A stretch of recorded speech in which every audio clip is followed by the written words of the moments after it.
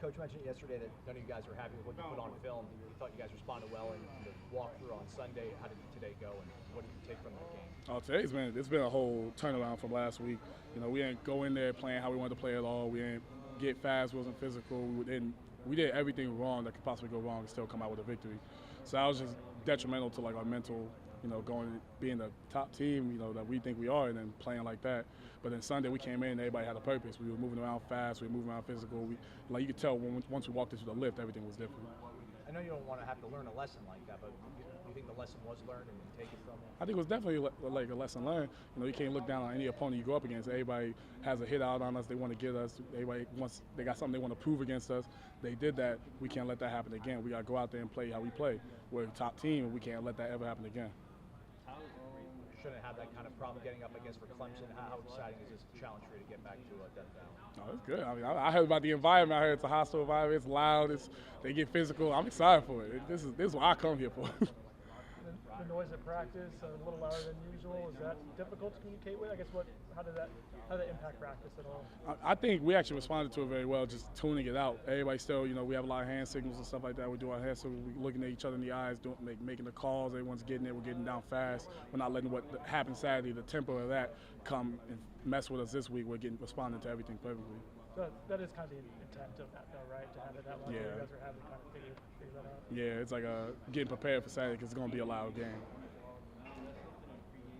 Are offenses showing you specifically more looks? Are they blocking differently than they did last year as far as using running backs or tight end or double teams? Yeah, last year I was getting a lot of one-on-ones. I'll get chips every now and then, but I responded to them well. But this year it's getting the slide. I'm getting the chip by the running back with the guard coming with me, the tight ends taking me, and then the running back shipping me, and the tackles coming out of nowhere. I'm getting blocks I've never seen before, even like at other levels. So it's definitely difficult, but with the film I've studied, watching people at the next level, everything like that, I think I'm getting a hold of it, understanding how I can counteract stuff like that. How much does it affect the way you rush a passer, though?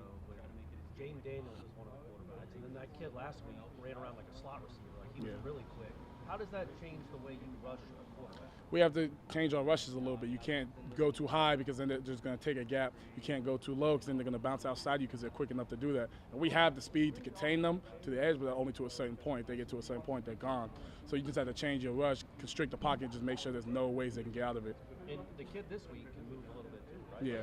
He's a good athlete. I don't know if he's quite the Boston College kid, but he's a good athlete. No, he's a great athlete. He's very fast. He gets downhill. Once he gets downhill, he's quick and everything like that, running back and quarterback. So that's something we definitely have to take into consideration because we don't go up against a lot of quarterbacks that are just going to sit in the pocket and throw the ball. I know every time you want to start off fast, start off well, but how important is it to not give that kid confidence early on and shake and rattle? Oh, we definitely have to get there because if he gives us confidence, he's good. Like, he's a very great player. But we take that away, and everything will handle itself. Everybody else will do their job, and everything will come the way we want it to. With offenses maybe blocking you a little differently than they did last year, I guess as you adapt to that, is that more the adjustment, more like physical adjustment, mental to know when you're getting chipped, getting double teamed, that kind of stuff? I think it's more of a mental thing. I've never been worried about my physical. I'm strong enough that if a running back chips me, I don't think I'm going to get going flying across the field.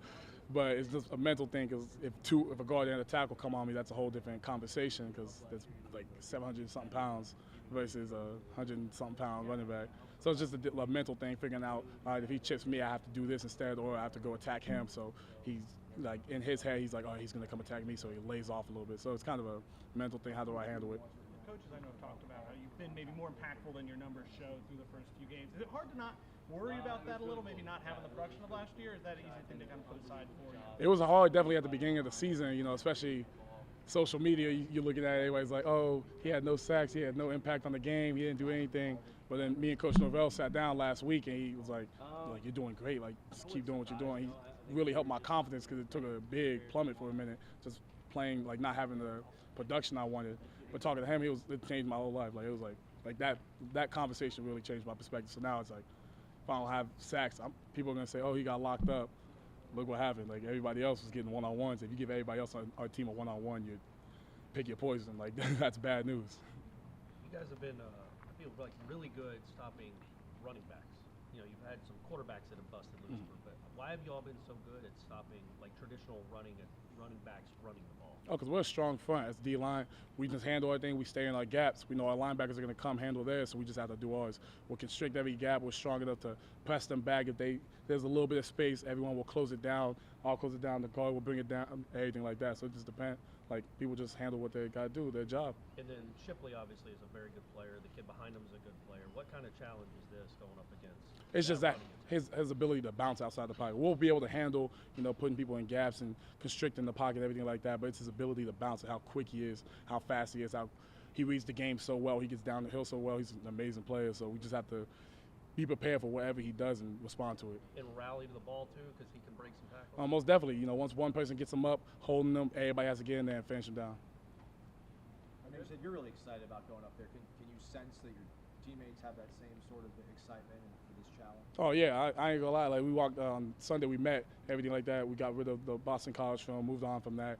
And everybody's talking about Clemson. You see people smiling, all excited for it. They're talking about the environment, Death Valley, everything like that. And I'm hyped up for it. I ain't never been there. I heard it's a fun thing to do, so I'm hyped.